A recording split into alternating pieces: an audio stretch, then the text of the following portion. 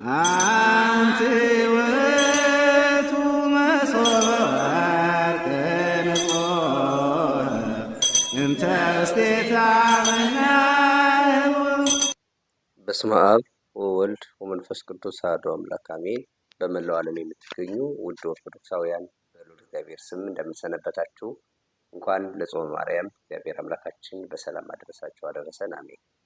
እንግዲህ በጾመ ማርያም ውዳሴ ማርያም ሲተረጎም አሁን በእመቤታችን እየዕለቱ ልመና ኑሮባት አይደለም፣ በቀደመ ልመናዋ የምታስምረን ስለሆነ እንዲህ አለ እንጂ በየዕለቱ ልመናስ እንኳን በእመቤታችን በጻድቃን በሰማዕታትም የለባቸውም፣ በቀደመ ልመናቸው ሲያስምሩ ይኖራሉ እንጂ የሚል ትርጓሜ እንሰማለን።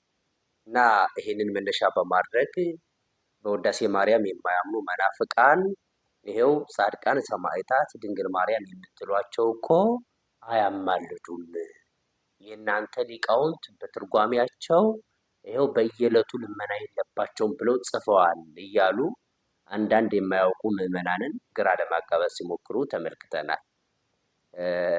ለመሆኑ መጽሐፍ ቅዱስን ተረድተውት ነው ውዳሴ ማርያም ወደ መጥቀስ የመጡት?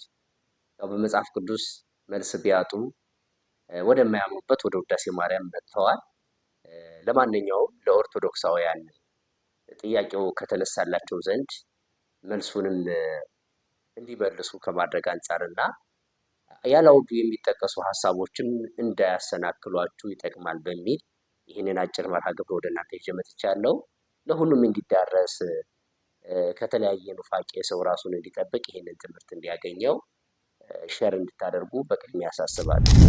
እንግዲህ ውዳሴ ማርያም ከትርጉሙ ጀምሮ ነው ማለት ከስሙ ጀምሮ ነው መናፍቃን ጥያቄ ያለባቸው። ለምን ውዳሴ ማርያም ተባለ? ውዳሴ ማርያም ማለት ውዳሴ ወደሰ አመሰገነ ከሚለው ቃል የወጣ ነው። ማርያም እመቤታችን ናት። የእመቤታችን ምስጋና ነው የሚለው እና ለምን የእመቤታችን ምስጋና ይባላል የሚል ጥያቄም አለባቸው። ምክንያቱም ለድንግል ማርያም ምስጋና አይገባትም ብለው ስለሚያምኑ፣ ምስጋና ለእግዚአብሔር ብቻ ነው ብለው ስለሚቀበሉ እንደዚህ አይነት ጥያቄ አለባቸው። ለመሆኑ ድንግል ማርያምን እንደው ያመሰገናት ብናመሰግናት ጥሩ ነው እናመስግናት ብለን እኛ ኦርቶዶክሳውያን በራሳችን ፍላጎት ነው አይደለም። ስለ ድንግል ማርያም ምስጋና ስትፈልጉ መጽሐፍ ቅዱስ እንደሚነግረን የመጀመሪያው የውዳሴ ማርያም ደራሲ አመስጋኙ ቅዱስ ኤፍሬም ሳይሆን ቅዱስ ገብርኤል። ከሰማይ ነው የድንግል ማርያም ምስጋና የመጣው ከምድር አይደለም። በሉቃስ ወንጌል ምዕራፍ 1 ቁጥር 26 ላይ መልአኩ ገብርኤል ከሰማይ ተልኮ በመጣ ጊዜ ድንግል ማርያም ጋር ሲሄድ በምስጋና ነው ጉዳዩን የጀመረ። ተፈስሒ ፍሥሕት ኦ ምልዕተ ጸጋ እግዚአብሔር ምስሌኪ፣ ደስተኛይቱ ሆይ ደስ ይበልሽ፣ ጸጋን የተመላሽ እግዚአብሔር ካንቺ ጋር ነው፣ ቡርክት አንቲ እምአንስት ከሴቶች ተለይተሽ የተባረክሽ ነሽ ብሎ እሷ አመሰገናት። ከገብርኤል ነው እኛ ድንግል ማርያምን ማመስገን የተማርነው። ገብርኤል ከሰማይ ነው የመጣ። ለዛ ነው ሊቃውንቱ ይዌድስዋ መላእክት ለማርያም፣ ድንግል ማርያምን መላእክት ያመሰግኗታል ብለው ነግረውናል። ቅዱስ ያሬድ ይህን ስለነገረን ማለት ነው። ስለዚህ እና አባ ጊዮርጊስ ዘጋስጫ አመሰገኑ ብንል ሌሎችም ቅዱሳን አባቶቻችንና እናቶቻችን አመሰገኑ ስንል ቅዱስ ገብርኤልን አራያ አድርገው ከእግዚአብሔር ተልኮ የመጣውን የእግዚአብሔር መልአክ መሰረት አድርገው ነው። ይሄ ብቻ አይደለም። እናታችን ቅድስት ኤልሳቤጥ መልአኩ ቅዱስ ገብርኤል ድንግል ማርያምን ካበሰራት በኋላ እንደ ምሳሌ ኤልሳቤጥን ጠቅሶላታል።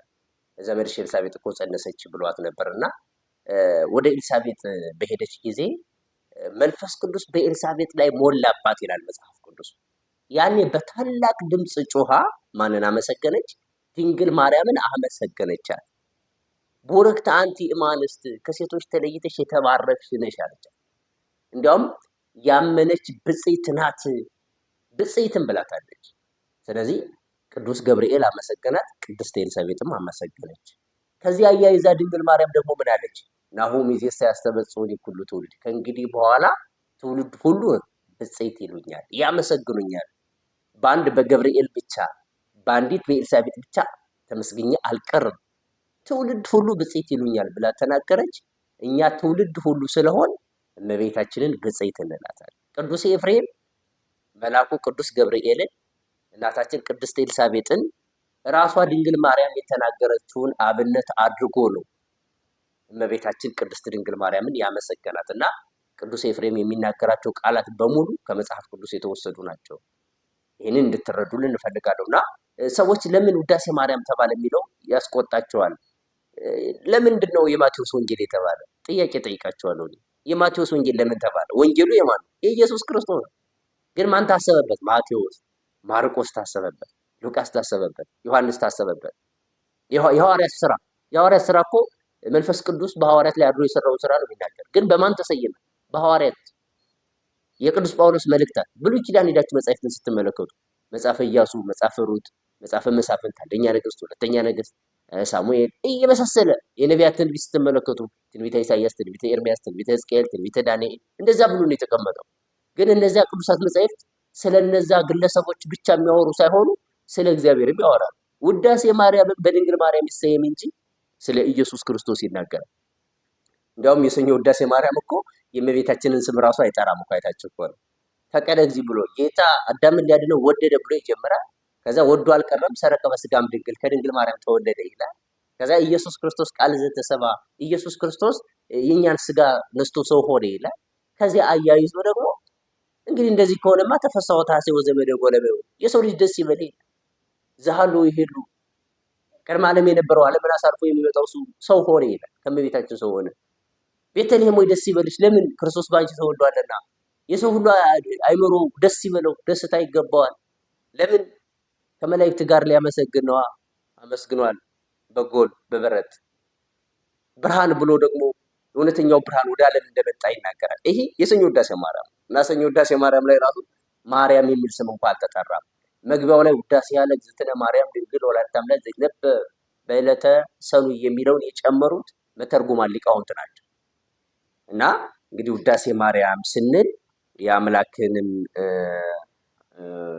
ምስጋና በውስጡ የያዘ እንደሆነ የበለጠ እንዲያውም አጉልቶ የሚናገረው ኢየሱስ ክርስቶስ የባህሪ አምላክ እንደሆነ ከእመቤታችን በድንግልና ያለ ዘራ ቢሲ እንደተወለደ የሰው ልጅ እንዳዳነ እመቤታችን ደግሞ ቅድስት ንጽሕት ክብርት ልዩ እንደሆነች ከሴቶች መካከል የተባረከች የተለየች እንደሆነች ይናገራል። ውዳሴ ማርያም በየዕለቱ እንግዲህ በፍልሰታ ይተረጎማል እና ሰአሊ ለነ ቅድስት የምትለዋ የውዳሴ ማርያም መጨረሻ ላይ የምትገኝ ቃል አለች እና ይችን ቃል ቅዱስ ኤፍሬም አይደለም የተናገራት ወይም የደረሳት ቅዱስ ያሬድ ነው ይላል ትርጓሜያችን። ምክንያቱም ጉዳያችንም ያለ ሰአሊ ለነ ቅድስት ላይ ነው። ቅድስት ሆይ ለምኝልን ነው በአማርኛ። ይህንን ቃል የተናገረው ማን ነው? ቅዱስ ያሬድ ነው። ቅዱስ ኤፍሬም ሌላውን ውዳሴ ማርያም ነው የደረሰ። ሰአሊ ለነ ቅድስት የሚል አልነበረበትም በቅዱስ ኤፍሬም ድርሰት ላይ። በነገራችን ላይ ቅዱስ ኤፍሬም የሶርያ ሊቅ ነው የነበረው በ4ኛው መቶ ክፍለ ዘመን ነው። የቤተክርስቲያን አባቶች ከሚባሉት መካከል አንዱ እንደሆነ በዚሁ አጋጣሚ እንድትረዱት። ብዙ ጊዜ የፕሮቴስታንቱ ዓለም ቅዱስ ኤፍሬም ኢትዮጵያዊ ይመስላቸዋል። እኛ ኢትዮጵያውያን ድንግል ማርያምን በቃ ያልተሰጣትን ክብር የምንሰጣት አድርገው ለመሳል ያመጡታል። አይደለም፣ ሶርያዊ ነው። በ4ኛው መቶ ክፍለ ዘመን የነበረ ነው። የያዕቆብ ዘንስቢን ደቀ መዝሙርም ነው። ሰፊ ታሪክ አለው፣ እሱን አልናገርም። እና ቅዱስ ኤፍሬም ሰአሊ ለነ ቅድስትን አልተናገረም፣ ግን ቅዱስ ያሬድ ተናገረው። ታዲያ ቅዱስ ያሬድ ሰአሊ ለነ ቅድስትን ከየት አመጣ ስንል እዛው ከውዳሴ ማርያም ነው የወሰደው። ውዳሴ ማርያም ላይ ቅድስት የሚል ቃል አለ። ኦ ድንግል፣ ኦ ቅድስት፣ ኦ ወላዲተ እግዚእ የሚል አለ እና ከዛ ቅድስትን ወሰደ። ከዛ አሁንም ውዳሴ ማርያም ላይ ሰአሊ ለነ የምትል ሌላ ቦታ ላይ ያለች። ለምሳሌ የቅዳሜ ውዳሴ ማርያም መጨረሻ ላይ ሄዳችሁ ብትመለከቱ ሰአሊ ለነ ይላል። አብ ወልድኪ ኄር ወመድኃኒነ፣ ወደ ልጅሽ ወደ ወዳጅሽ ለምኝልን የምትል ቃል ናት እና ከዛ ሰአሊን አመጣት። በአንድ ላይ ሰአሊ ለነ ቅድስት የምትል ቃል ተጠቀመ። እዛው ከውዳሴ ማርያም ነው ያመጣው እንጂ አዲስ ድርሰት አይደለም የደረሰው። ስለዚህ ቅዱስ ኤፍሬም ነው ማለትም ይቻላል ማለት ነው በዚህ አካሄድ። ታዲያ ይቺ ሰአሊ ለነ ቅድስትን ሊቃውንት ሲተረጉሙ ቅድስት አለ ብለው ጽንዕት የጸናች፣ ንጽሕት የነጻች፣ ክብርት የከበረች፣ ልዩ የተለየች አራት ነገር ያወጣሉ። ቅድስት የሚለውን በአራት ይተረጉሙታል ማለት ነው እና ይህንን ሲያብራሩ ጽንዕት አለ ሴቶች ቢጸኑ እስከ ጊዜው ነው እንጂ ተፈትሖ አለባቸው ይላል። ተፈቶ ማለት ድንግልናቸውን ያጣሉ ማለት ነው።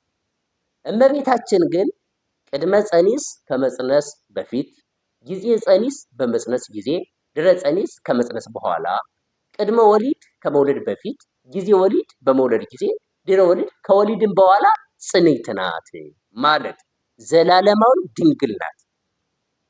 አምላክን ስትጸንስ አምላክን ስትወልድ ድንግልናዋን አላጣችም። ኢሳይያስ 7:14 ላይ ድንግል ትጸንሳለች ወንድ ልጅም ትወልዳለች ስሙንም አማኑኤል ትለዋለች ብሎ እንደተናገረ የእመቤታችን ድንግልና ዘላለማዊ ነው። ይኸው ለዛ ነው ሊቃውንት ይሄንን ጽንዕት የጸናች ብሎ የሚተረጉሙ። እሷም እኮ ብላለች በሉቃስ ወንጌል ላይ ብሎ የሚተረጉሙ። እሷም እኮ ብላለች በሉቃስ ወንጌል ላይ ፎኑ ይከውነኒ ዝንቱ ዘየአምር ብእሲ፣ ወንድ ስለማላውቅ እንዴት ይሆንልኛል ብላለች። ወንድ ስለማላውቅ ወደፊትም ነው ፓስት ቴንስ እና ፊውቸር ቴንስ ይባላል በዚህ በእንግሊዝኛው ዓለም እንዲገባችሁ ነው። እኔ እንግሊዝኛ ተበድሬ እየነገርኳችሁ ያለው። ፓስት ቴንስ ማለት ኃላፊ ጊዜን የሚያመለክት ነው። ፊውቸር ቴንስ ደግሞ ወደፊት የሚያመለክት ነው። እና ድንግል ማርያም ወንድ ስለማላውቅ ብላ ስትናገር ወደፊት የሚያመለክት ነው። የኃላፊ ጊዜ ቢሆን ኖሮ ወንድ ስላላወቅኩ ትል ነበረ። አሁን ቢሆን ኖሮ ወንድ እያወቅኩ ስላልሆነ ትል ነበረ። ወደፊት ስለሆነ ግን ወንድ ስለማላውቅ። ስለዚህ ይሄ ደግሞ ድንግል ማርያም ዘላለማዊ ድንግልናዋን ያሳያል። መልአኩም ለዛ ነው አይ አንቺ እኮ በመንፈስ ቅዱስ ነው የምትጸንሽ ያላት። ስለዚህ በድንግልና የጸናች መሆኗን እዚህ ላይ ያብራራሉ የኛ ሊቃውንተ ቤተክርስቲያን ማለት ነው። ቀጥሎ ንጽሕት አለ። ንጽሕትም አለ ይላሉ ሲተረጉሙ ሴቶች ቢነጹ ከነቢብ ከመናገር ከገቢር ከማድረግ ነው እንጂ ከሐልዮ ከሐሳብ አይነጹም። እውነት ነው። ከሐሳብ የሚነጻ የለም። በሐሳብ ብዙ ኃጢአት እንሰራለን። ድንግል ማርያም ግን ከነቢብ ከመናገር ከገቢር ከማድረግ ብቻ ሳይሆን ከሐልዮም ከማሰብም ንጽሕት ናት። ለዛ ነው ድንግል በህሊናኪ እንላታለን። በህሊናዋ ምንድናት? ድንግል ናት። በህሊናዋ ኃጢአት አልሰራችም። ሊቃውንት እንደዚህ ያብራራሉ። ከዛ ክብርት አለ ይላሉ። ክብርትም አለ ሌሎች ሴቶችን የምናከብራቸው ነቢያት ሐዋርያትን፣ ጻድቃን ሰማዕታትን፣ ጳጳሳት ኤጲስቆጶሳትን፣ ቀሳውስት ዲያቆናትን፣ ነገስታት መኳንንትን ወለዱ ብለን ነው። እውነት ነው። የነቢያት እናቶች፣ የሐዋርያት እናቶች፣ የቀሳውስት እናቶች፣ የካህናት እናቶች፣ የጳጳሳት የመኳንንት ይከበራሉ። ለምን? ከልጃቸው የተነሳ። ድንግል ማርያም ግን የምትከበረው የአምላክ እናት ስለሆነች ወላዲተ አምላክ ብለን ነውና የምናከብራት። የምናመሰግናትም ወላዲተ አምላክ ስለሆነች ነው። ዮም ንወድሳ ለማርያም በእንተ ዘተወልደ እምኔሃ መንክር ግርማ ኃይለ ልዑል ጸለላ። ድንግል ማርያምን ዛሬ እናመስግናት። ለምን? ኢየሱስ ክርስቶስ ከሷ ስለተወለደ። ግብረ ድንግል ላይም እኮ ግብረ ድንግል ሲብሰ ዮም ንወድሳ ለማርያም በእንተ ዘተወልደ እምኔሃ ኢየሱስ ክርስቶስ ከሷ በዳዊት ሀገር በዳዊት ከተማ ስለተወለደ ድንግል ማርያምን እናመስግናት ይላል። ስለዚህ ወላዲተ አምላክ የምትባል ከእመቤታችን ውጭ ሌላ ሴት የለችም። የድንግል ማርያም የክብሯ ምንጭ ራሱ አምላክ ነው። እዚህ ላይ በመጽሐፍ ተረጋግጧልና ክብርት የሚለውን እንደዚያ ይተረጉማሉ። ልዩ አለ ይላሉ።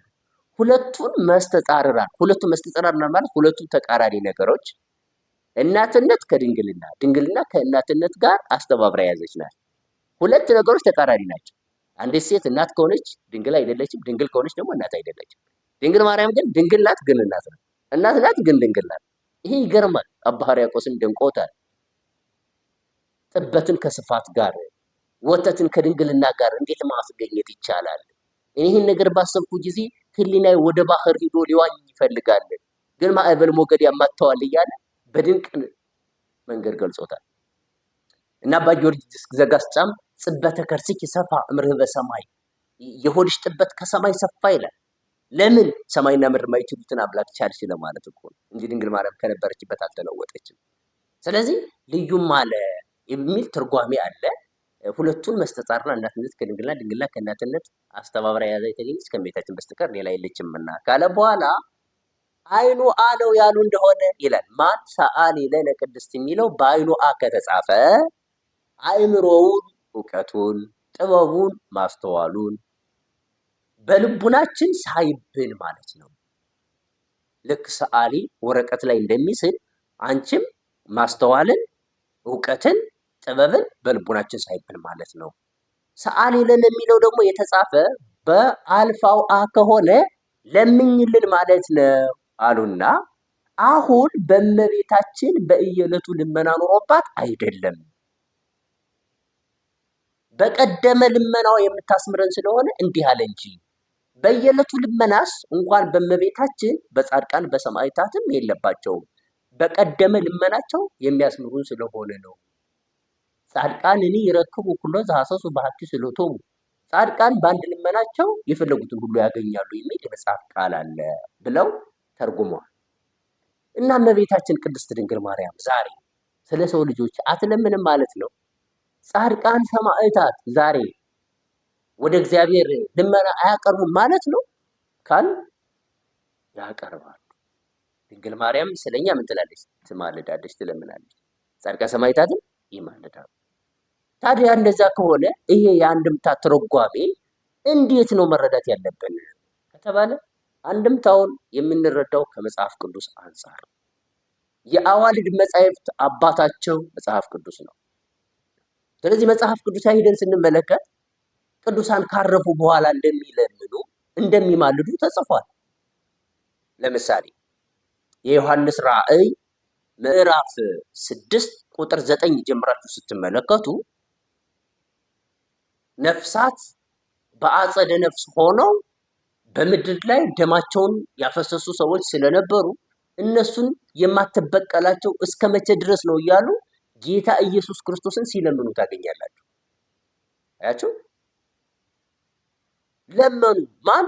ነፍሳት ካረፉ በኋላ ከሞቱ በኋላ በሰማዕትነት ከዚህ ዓለም ወደዚያኛው ዓለም ከተሸጋገሩ በኋላ ደማቸውን በምድር ላይ ያፈሰሱ ሰዎችን እግዚአብሔር እንዲቀጣቸው እንዲበቀላቸው ደማችንን በምድር ላይ ያፈሰሱትን ሰዎች የማትበቀላቸው እስከ መቼ ድረስ ነው ብለው ወደ እግዚአብሔር ልመና አቅርበዋል። ምን ይሄ ብቻ? በመጽሐፈ ሄኖክ ምዕራፍ 9 ቁጥር 23 ላይ ቅዱስ ሄኖክ እንዳየው ነፍሳት በሰማይ ስለ ሰው ልጆች ይለምናሉ፣ ይጸልያሉ ብሎ ተናግሯል። አይቻለው ሲለምኑ ሲጸልዩ ይላል። ስለዚህ ድንግል ማርያም ዛሬ ስለ ሰው ልጆች ትጸልያለች፣ ትለምናለች። ጻድቃን ሰማዕታትም ስለ ሰው ልጆች ይለምናሉ፣ ይጸልያሉ። ታዲያ ለምንድን ነው በየዕለቱ ልመና ኑሮባቸው አይደለም በቀደመ ልመና የሚያስምሩ ስለሆነ ነው እንደዚህ ያለ የተባለበት ከተባለ አሁን በአጸደ ነፍስ ሆነው አሁን በክብር በገነት ሆነው ወደ እግዚአብሔር የሚያቀርቡት ጸሎት በምድር ላይ በነበሩበት ሰዓት እንደሚያቀርቡት አይነት አይደለም ነው። ለምን? ቀድሞ በዚህ ምድር ላይ ሲኖሩ እየተራቡ እየተጠሙ እየተሰደዱ መከራ እየተቀበሉ ነው።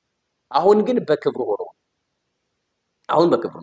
አሁን በምድር ላይ በሰሩት ስራ የተሰጣቸው ባለሟልነት አላቸው፣ የተሰጣቸው ቃል ኪዳን አላቸው። ስለዚህ በቃል ኪዳናቸው መሰረት እግዚአብሔርን ይጠይቃሉ፣ እግዚአብሔር ይቅር ይላቸዋል። ለዛ ነው እኮ ምን አለ ጥቅሱ? ጻድቃን እኒ ይረክቡ ኩሎ ዘሐሰሱ በሀቲ ስእለቶሙ፣ በአንዲት ልመናቸው የፈለጉትን ሁሉ ያገኛል ማለት በህይወተ ስጋ በሰሩት መልካም ስራ ባደረጉት ተጋድሎ የተሰጣቸው ምን አለ? ቃል ኪዳን አለ። በዚያ ቃል ኪዳን መሰረት የፈለጉት ሁሉ ያገኛሉ፣ ይደረግላቸዋል።